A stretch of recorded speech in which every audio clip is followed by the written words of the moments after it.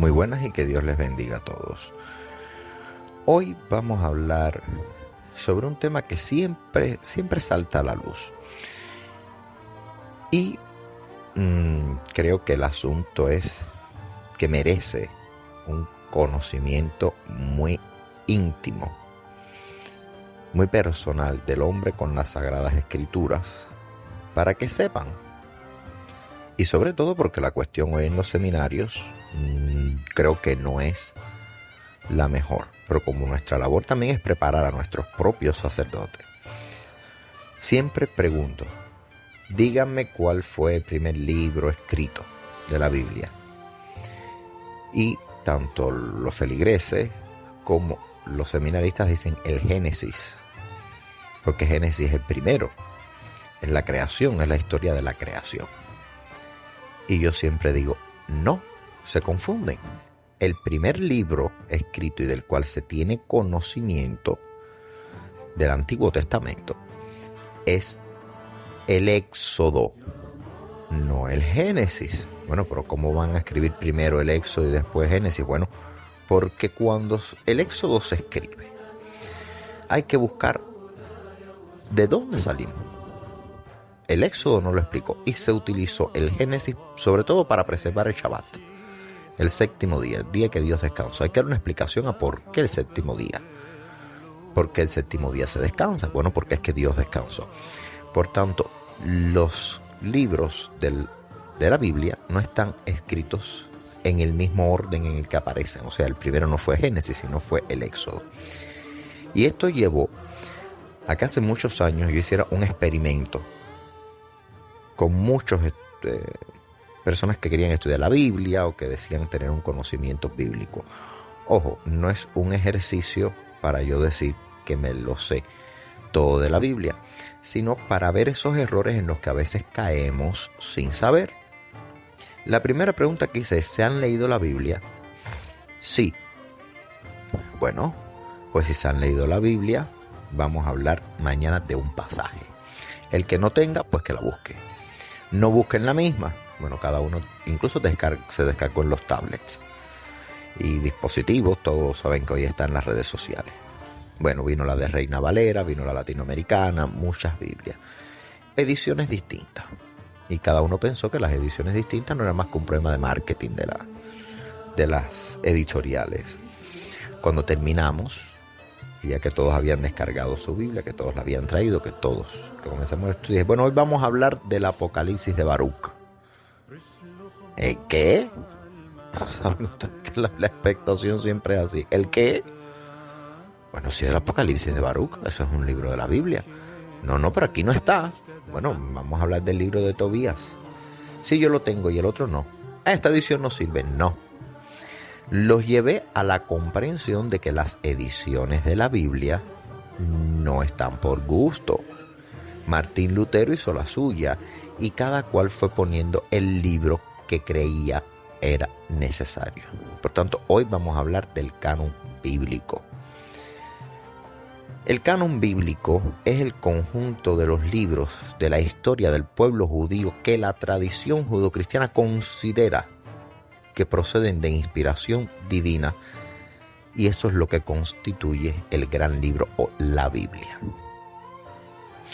El canon de los cristianos está constituido por los cánones antiguo y nuevo, o sea, el Antiguo Testamento y el Nuevo Testamento. En la mitra que usamos los obispos, los arzobispos, los patriarcas, en las mitras ortodoxas que parecen coronas, bueno, pues esto no está presente. En algunas sí, pero en las mitras de la iglesia romana y las que nosotros también a veces usamos en algunas solemnidades, van a ver que en su base salen como dos tiras largas. Y las personas dicen, ¿estas dos tiras qué significan? Bueno, pues estos dos trozos de tela significan el Antiguo y el Nuevo Testamento, y su nombre es ínfulas. Por eso cuando ustedes ven que alguien le dice se le han subido las ínfulas, era cuando a alguien lo hacían obispo, le ponían la mitra que tenía estas dos tiras y por tanto era una persona de respeto, una persona rica, una persona influyente. Acuérdense que tuvimos una parte muy triste de la iglesia, hasta hoy la padecemos, que fue el enriquecimiento. Entonces, cuando alguien era obispo, por tanto, tenía una gran diócesis, poder sobre las parroquias, sobre las capellanías, y por tanto era un obispo, era una persona importante, que decir, de un arzobispo, de un patriarca. Por eso es que viene de ahí la frase, se le subieron las ínfulas, o sea, lo hicieron obispo y ya empezó a creerse cosas, como decimos en Latinoamérica, y sobre todo como dicen los chicos hoy. El caso es que tenemos dentro del canon bíblico dos subcánones, el Antiguo Testamento y el Nuevo Testamento. Y existen opiniones muy diversas sobre esta canonicidad, sobre los libros de la Biblia, como son los llamados deuterocanónicos, que algunas religiones consideran que los deuterocanónicos son falsos. Algunas y otras dicen son apócrifos, es una verdad revelada, pero que realmente no tiene nada que ver con nosotros. Son esos los deuterocanónicos. Recuerden que la palabra canon significa también vara o una caña, algo de medir o una norma. Realmente canon podría decirse regla, porque una vara para medir viene siendo para nosotros una regla. Y esa regla, por tanto, da disciplina, y por tanto el canon no es más que la disciplina de los libros que conformarán lo que llamamos hoy Biblia. También dicen que proviene de la palabra canés, que es una palabra hebrea que significa como una norma recta, era un instrumento, como un estándar de medición, que sería una norma recta, la norma correcta, pero realmente es la disciplina. Podríamos asimilarlo más hacia eso, sea una regla que nosotros tengamos. ¿Cómo surge la Biblia que casi todos ustedes llevan en su mano? Y que dicen, yo me he leído la Biblia. Bueno, pero ¿qué Biblia te has leído? Miren, en el Concilio de Roma del año 382, bajo el pontificado de Dámaso I, la Iglesia Católica Romana, y en aquel momento no podemos decir romana, sino vamos a decir católicos, éramos todos hasta ese momento, sin distinción de ortodoxos o no, instituye una disciplina de los libros que conformarían la Biblia. Los libros de inspiración divina. Se llamó Biblia, y a esto el Papa dijo que había que tener una disciplina llamada canon. Bien, la lista del Nuevo Testamento de San Atanasio y los libros del Antiguo Testamento de la versión de los 70, la Septuaginta. Eso es lo que Dámaso primero dice, esto para mí es lo real, es lo que tiene inspiración divina y el resto no lo es. Se acepta la versión de la Septuaginta, que déjenme decir, la Septuaginta tiene su historia, aquí hablaremos un poquito de ella, pero la haremos mejor para que la puedan entender. El caso es que Dámaso, por tantos padres de la iglesia, comenzaron a decir, y esta es una realidad que ustedes deben conocer, y por eso es que en mi libro la Biblia no es una ley. Yo siempre digo, la Biblia no es una ley porque ni siquiera tiene un orden, ni siquiera está comprendida por libros que para usted pueden ser de revelación divina, pero para mí no. Por tanto es que no sabemos realmente qué Biblia es la correcta. Ahora bien, ¿qué pasó con Dámaso? Dámaso empezó a hacer algo que es muy fácil de hacer. Si yo reúno 3 documentos que hablan una misma cosa, estos 3 son verdad. Si hay 2 que dicen lo contrario, estos 2 no. Se hizo por mayoría de aceptación. Y sobre también una conveniencia. Ahora, esta versión que sale del Concilio de Roma se traduce al griego y al latín por San Jerónimo y se llamó la Vulgata. El mismo Papa Dámaso le hizo el encargo a San Jerónimo, escribe la Vulgata, que en la práctica sería la primera Biblia en el sentido pleno de la palabra. Luego vienen los concilios regionales, tercero de Hipona del 393 y el tercero de Cartago del 397 y el cuarto de Cartago del 419. San Agustín participa en estos y se aprueba definitivamente el canon bíblico. Ya en el año 405 la lista se envía por el Papa Inocencio I al obispo ex superio de Tolosa en Francia, la Galia le decían, donde aparece el canon bíblico con los 73 libros ya existentes. Aquí comenzó la Biblia, ya su impresión, la que casi todos podemos leer. El concilio fijó el canon de la Iglesia Católica de la Biblia y lo declara que es un dogma. Por tanto, la Biblia no puede ser refutada. Esto siempre levantó una gran crispación, tanto en los judíos como en los cristianos, porque incluso los evangelios apócrifos, como el de María de Magdala, no se le da una importancia. Pero se escogieron a dedo estos libros y además se declararon que eran dogma. O sea, fuera de esto no hay nada y dentro de esto solo está lo que escogieron y se declaró dogma. Es como que yo ahora, en mi calidad de patriarca, diga, bueno, miren, esto que yo les voy a dar a leer es lo que yo creo.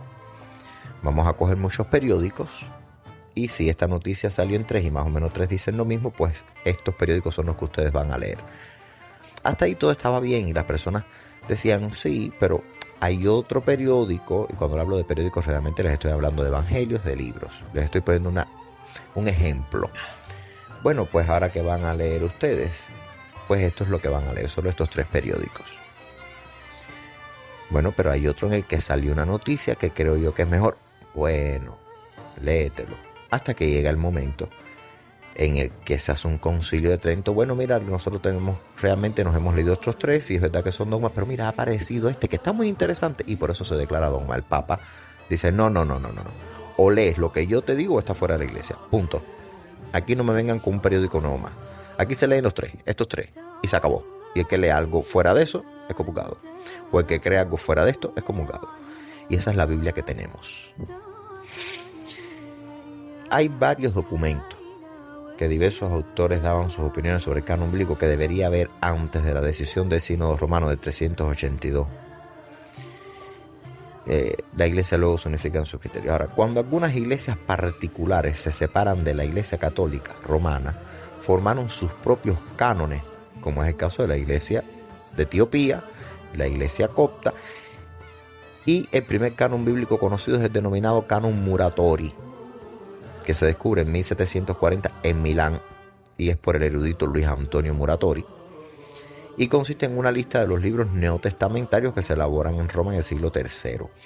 Los investigadores de esto que han dicho, mire, que puede ser una copia de un documento del año 175, porque incluye el Apocalipsis, pero excluye la epístola de Clemente, la primera epístola de Clemente, entre otros libros, pero no admite la epístola a los hebreos y objeta el pastor de Hermas, porque no es apostólico.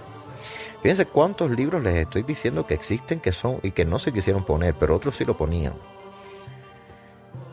Como bien dije, el canon bíblico se establece en el siglo IV. El primer canon testamentario ampliamente aceptado es el establecido por Atanasio de Alejandría, sobre 373. Y que incluye ya el Apocalipsis y la epístola a los hebreos. El canon fluctúa durante años, se acepta en algunos lugares, se rechaza el Apocalipsis y la obra de Hermas o Bernabé. El Apocalipsis se excluye del canon del obispo Cirilo, que es doctor de la iglesia. Cirilo dice, el Apocalipsis no es un libro, es un apócrifo. Esto yo lo rechazo y en la Biblia, en el canon, no está. No lo voy ni a nombrar. No está. ¿Por qué se queda entonces el Apocalipsis, señores? Porque si quitamos el Apocalipsis de la Biblia, no vamos a tener una creencia en un juicio final y no vamos a tener una creencia, por tanto, en el diablo y en que van a pasar cosas malas. Entonces se dice que la iglesia dejó el Apocalipsis para echar miedo. Porque Cirilo, doctor de la iglesia, no estamos hablando de una persona que nació ayer, estamos hablando de Cirilo, doctor de la iglesia, dice, esto no, este Apocalipsis ni es de Juan, ni hay que ponerlo, esto no existe, este libro para mí no existe, es un apócrifo. Y no se considera entonces el Apocalipsis sagrado, por lo menos en la iglesia de Jerusalén. No se incluye en el concilio de la Odisea, ni lo aceptó tampoco Gregorio Nacianceno, padre de la iglesia. O sea, que no les estoy hablando que el Apocalipsis lo quitaron a dedo así, 2 personas que nacieron ayer, no. Les estoy diciendo que tenemos el Apocalipsis hoy en día y nos llega y lo creemos porque el Papa de Roma sencillamente dijo que era una forma de explicarle a los fieles lo que venía.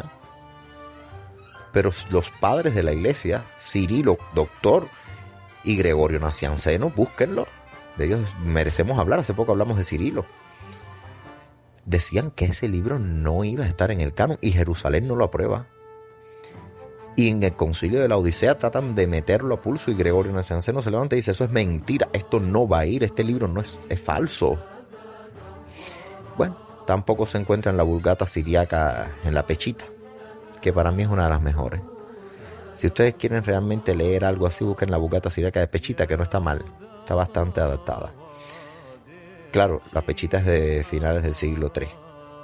Ahora, entenderla es un poco complejo, pero creo que es bastante fidedigna. Se conservan, y bueno, hay algunas copias que se conservan del siglo V. ¿Qué se excluye después? Bueno, pues se excluye la epístola segunda de Pedro, y la segunda y la tercera de Juan, y la de Judas. Todo esto se va quitando, o sea, pongo y quito, según me vaya gustando, según me vaya conviniendo, según algunos estudios muy efímeros. El primer canon de lo que se conoce como el Antiguo Testamento es el canon alejandrino, que le dicen la Septuaginta o Septuaginta,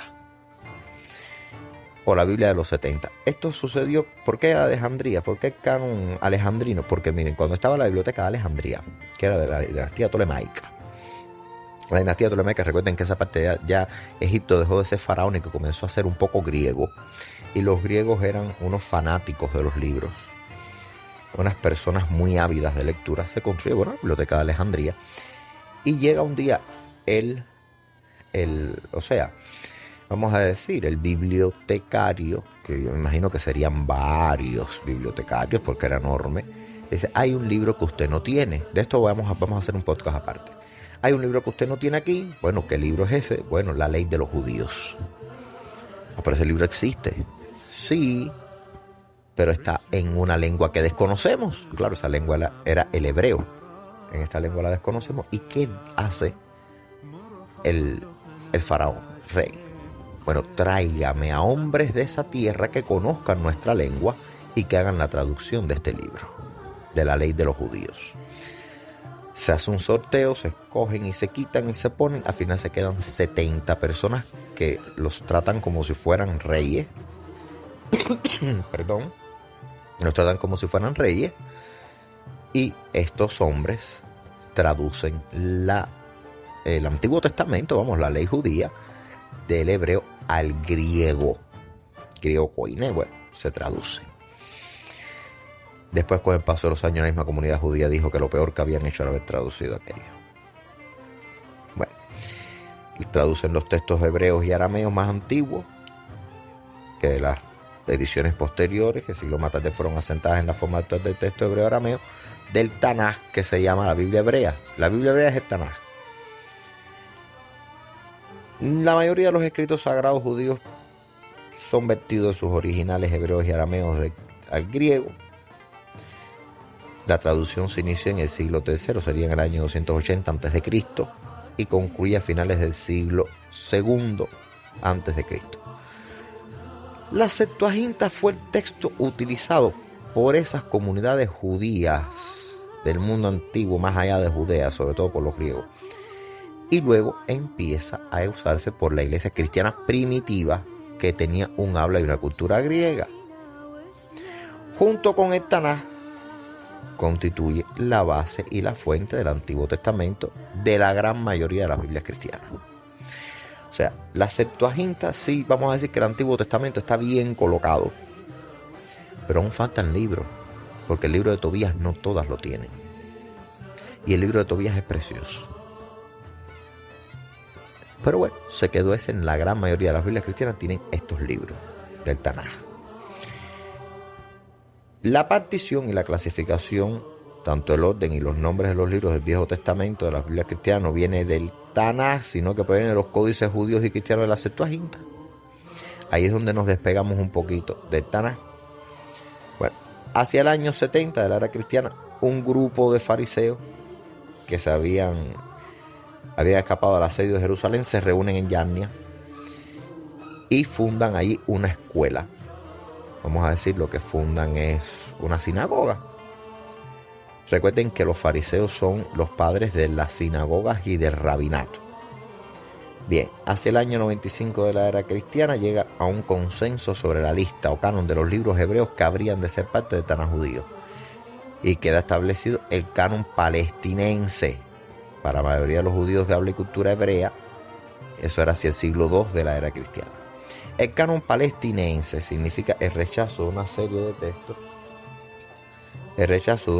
de textos, a grosso modo, y se rechazan textos bastante voluminosos que maestros judíos de habla griega habían incluido en el canon alejandrino en el siglo II y I a.C. Ahora bien, el canon alejandrino sigue siendo utilizado por la escuela rabínica de Alejandría. Por una tradición histórica que data del siglo XVII, se llama protocanónico a todos los escritos comúnmente admitidos en el Taná hebreo, así como la Biblia griega de los 70 y los deuterocanónicos, a todos los escritos presentes en la Biblia griega de los 70, pero no en el Taná. Deuterocanónico significa del segundo canon, o posteriores al canon, y protocanónico es lo que viene antes del canon, o sea, del primer canon. Hoy se sabe que en orden cronológico el canon alejandrino fue primero que palestinense, eso no cabe duda. El canon de Alejandría fue primero que el canon palestinense. Bien, cuando en el año 382 después de Cristo se forma el canon, que más tarde conoceremos nosotros como la Biblia, ya dije, por obra del Papa Dámaso I, para la formación del Antiguo Testamento se usa casi la totalidad de la Septuaginta, pero excluyen algunos libros porque San Jerónimo dice que no se pongan, que no pintan nada en ese Antiguo Testamento. ¿Qué se lleva? Tanto Dámaso permite que se quite y Jerónimo aclara que hay que quitarlos pronto. El libro 3 y 4 de los Macabeos, el libro 3 de Esdras, el libro de Enoc, el libro de los judíos, y el libro de los jubileos y el Apocalipsis de Baruch. Y este es el canon que rige hoy en día la Iglesia Católica en el Antiguo Testamento. Fíjense ustedes, como libros que sí significan mucho, que no son ni apócrifos ni nada de esto, se quitaron porque se quitaron. Se quitaron porque no entendemos lo que dice aquí, y como no entendemos, o esto puede sugerir esto, o esto puede sugerir aquello, vamos a quitarlo. ¿Qué se quita? Repito, ¿qué es lo que ustedes no van a encontrar jamás en el Antiguo Testamento? Pero sin embargo son libros válidos, libros que sí están en el Tanaj, que sí los hebreos utilizan. Bueno, 3 y 4 de los Macabeos, el tercer libro de Esdras, el libro de Enoc, el libro de los jubileos y el Apocalipsis de Baruch. Eso no está en ninguna Biblia cristiana. Y ese canon ha seguido hasta hoy en la iglesia. Por eso es que yo digo, si quitaste libros al Antiguo Testamento, entonces la Biblia realmente no puede ser un libro sagrado en su totalidad, porque quitaste libros que sí tienen también una inspiración divina. Incluso el libro de Enoc es interesantísimo. Pasan los años y en el 457 después de Cristo ocurre el cisma que hablamos hace poco, el cisma de la iglesia copta, el cisma alejandrino, que da origen a lo que saben ustedes, la iglesia copta. Lo hablamos hace poco con los cismas. Y la iglesia copta, ¿qué hace? Para diferenciarse de la católica romana, forma el canon copto, que acepta el Nuevo Testamento definido con los católicos, adopta el canon alejandrino como Antiguo Testamento. Entonces se incorporan los libros que San Jerónimo había dicho que no se pusieran. De esta forma los coptos tienen la Biblia más completa. Esto está fundamentado en la primigenia tradición cristiana que utiliza la Septuaginta como el conjunto de los escritos inspirados por Dios para el pueblo de Israel.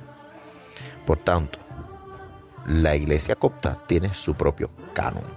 Se llama canon copto, porque sí puso los libros que San Jerónimo dijo que no quería, que no le... vamos a decir, que no le daba la gana de poner, por lo que decían.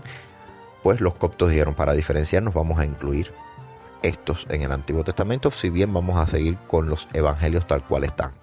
Claro, luego vienen los de Nag Hammadi que dicen, no son apócrifos. Bueno, pero no son apócrifos. Apócrifo no es falso. Apócrifo es que va contra un dogma que ya la iglesia estableció. Por eso siempre digo, cuando oigan el apócrifo, señores, no quiere decir que es falso, sino que es un libro que la iglesia no acepta como dogma de fe y punto. No quiere decir que sea falso. Perdón. Ustedes saben que yo siempre hago los podcasts, nunca corto cuando voy a toser. porque es como una charla. Me parece que estoy más con ustedes y ustedes conmigo. Ahora bien, el canon del Antiguo Testamento protestante es el que estipula Martín Lutero en el siglo XVI. Lutero le tenía manía, un odio visceral a los libros de Esther, de Hebreos, de Santiago, Judas y del Apocalipsis. Para el Apocalipsis, lo que Lutero habla, decía que no podía de ninguna forma detectar él que el Espíritu Santo lo haya producido, por tanto, no lo iba a incluir en su propio canon, en su canon de protestantismo, como tampoco iba a incluir Esther, ni Hebreos, ni Santiago, ni Judas, y el Apocalipsis muchísimo menos, y los quita. En el primer momento, Lutero solo piensa excluir también algunos libros del Nuevo Testamento, finalmente optó solo por aplicar el canon palestinense a la traducción latina de la Biblia, excluyendo así un total de 7 libros del Antiguo Testamento. Así, el Antiguo Testamento protestante queda en gran parte idéntico al de la Biblia hebrea o del Tanaj. Ahí sí hay que decirlo. Ahí sí hay que decirlo. Los coptos tienen más libros que nos explican. Pero la Biblia de Lutero tiene algo. Es muy parecida en su Antiguo Testamento al Tanaj judío. O sea, es más parecida a la vieja escuela de las leyes dadas por Dios al pueblo de Israel. Por tanto, si usted quiere leer el Tanaj, lo más fácil que puede llevar a su casa es la Biblia de Lutero, en el Antiguo Testamento. Las diferencias entre la Biblia hebrea y el Antiguo Testamento protestante son pequeñas. O sea, solo hay un problema con la disposición y el número de libros. La Biblia hebrea considera el libro de Reyes como un texto único. El Antiguo Testamento protestante lo divide en 2 libros. O sea, cambia número, pero lo deja. ¿Se entiende? El libro de los Reyes, para los judíos, la Biblia hebrea, un texto único. Es un texto único. Sin embargo, los protestantes lo dividen. Lutero lo divide en 2 libros. Esdras pasa lo mismo. Nehemías se considera un solo libro en la Biblia hebrea. Sin embargo, aquí no. Las diferencias entre la Biblia hebrea y las versiones del Antiguo Testamento, como el Pentateuco samaritano, el canon sirio, el canon griego, son mayores. Ahora, la mayoría de los cánones incluyen libros e incluso secciones de libros que otros no poseen. Y por ello es la importancia de cuando usted vaya a comprar una Biblia, la edición no está allí por gusto, la edición está para algo. Porque esto, datos sorpresa, que es lo que me parece que las personas no conocen. Todas las Biblias no son iguales. Primeramente, todas las Biblias no tienen bien hecha la traducción. Hay unas que son de una traducción desastrosa. Ahora salió la nueva versión internacional corrigiendo todo lo anterior. Ya les expliqué el problema de María con Alma y Betula. Una es la jovencita dará luz, y ya ellos dijeron jovencita, por tanto señorita, y cambiaron. No es lo mismo doncella que virgen. No es lo mismo Alma y Betula. Y lo que aparece nunca es la palabra la virgen dará a luz a un niño. No aparece, señores, búsquenlo. Siempre digo, busquen, nunca apareció esa frase. ¿Quién se la inventa? Bueno, pues cuando empezamos a inventar creyéndonos que sabemos. Y esto lo digo sobre todo para los hispanohablantes. Cuando estudiamos el inglés, por ejemplo, nos dicen, miren, es que hay palabras en inglés que no tienen una traducción al español. Y hay traducciones, palabras, expresiones de castellano, y sobre todo de los que hablamos, como digo yo, que hablamos el cubano y el mexicano, sabemos que no son lenguas, pero lo digo así, que tenemos expresiones idiomáticas nuestras que ni siquiera coinciden con los españoles, que son los que nos legan la lengua, podríamos decir, el castellano. Hay palabras que decimos los mexicanos, que decimos los dominicanos, que decimos los cubanos, que ni los españoles que nos dieron la lengua la entienden. Lo mismo sucede con el inglés. Hay frases en inglés que no podemos, señores, llevarla a una traducción exacta a nuestra lengua. Y recuerdo que una vez dije terrific, y terrific era bueno, pero cuando dije terrific, ¿qué significa? Terrorífico, espantoso. No, esa traducción la hizo usted mal. Para ellos no significa lo mismo. Con esto les quiero decir, primero, que la Biblia está mal traducida. se han tratado ahora, es que trataron la nueva versión internacional, está dando buenos frutos. Porque todavía hay que seguir descifrando esas palabras, pero acuérdense que para la Biblia llevarla en castellano hay que pasarla por un filtro, del arameo al hebreo, del hebreo al griego koiné, y del griego koiné al griego, y del griego, y así. O sea, no es un libro que se traduce fácilmente. No es como un texto que ponemos en Google y decimos esto lo que quiere decir es esto. No. Ese es el primer problema. El segundo, que usted se está leyendo una Biblia que en dependencia de la edición contendrá libros o no. Ahora, los libros que le faltan en su Biblia no son mentiras. No es que no existen, no. Sino que Dámaso I, la Iglesia Católica Romana, determinó que iban contra la enseñanza tradicional de la Iglesia. ¿Qué quiere decir esto? Aquí viene algo importante. Si ahora tomamos un libro que dice, por ejemplo, que Jesucristo se casó con María Magdalena, que es el chisme que siempre ha estado ahí de que, sí, porque a veces la nota María de que si se casaron, de que si estuvieron, de que, o sea, siempre caemos en estas banalidades. Pero si yo encuentro ese texto y yo digo, le hago el carbono 14, sí, y todas las pruebas dicen es de esa época, no hay duda alguna, la Iglesia va a decir, aunque sea de ese tiempo, no lo aceptamos por mucha prueba científica que usted me traiga, porque va contra la enseñanza que tradicionalmente hemos dado. Y por tanto, no se incluye. Por eso es que los judíos a veces dicen, ustedes no tienen la Biblia. Ustedes no leen la Biblia completa, ustedes leen los pedazos que les conviene. Y yo con muchos judíos he tenido que decir, es cierto lo que me estás diciendo. Primeramente, la Biblia está incompleta. Segundo, hay mala traducción. Y la Biblia, si no está incompleta, hay libros que le pusieron de más y hay libros que quitaron, según convenía. Por tanto, la Biblia entera no la tiene nadie. Y por eso es que yo siempre aconsejo, busquen ustedes los libros que les llame la atención, como el libro de Tobías. En unos están, en otros no. Pero es que es un texto que los judíos siempre han tenido y que dicen, ¿este texto es verdadero? ¿Por qué ustedes no lo usan? Bueno, porque para nosotros es mentira. ¿Pero y por qué es mentira? ¿Qué prueba tienen? Que no encaja con todo el desarrollo del Antiguo Testamento. Por tanto, esto es un hilo conductor. Si algo aparece en el medio, lo quitamos. Con esto espero haber arrojado un poco de luz. Y cuando ustedes digan, me he leído la Biblia entera, pues sepa que usted nunca se va a leer la Biblia entera, a menos que compre todas las ediciones. Cuando usted compre todas las ediciones de la Biblia, haga su propia colección y léaselas todas. Y aún leyéndoselas todas, se dará cuenta que una frase en una no lo dice en la otra. Por tanto, para nosotros la Biblia no es una ley, más bien es un bosquejo, tampoco es un libro histórico, es un bosquejo de la relación de Dios con el hombre, de la relación, y por eso es que nuestro libro, si uno le pregunta, bueno, ahora usted es la pregunta que me van a hacer a poner, entonces el patriarcado de Magdala, ¿cuál es el canon?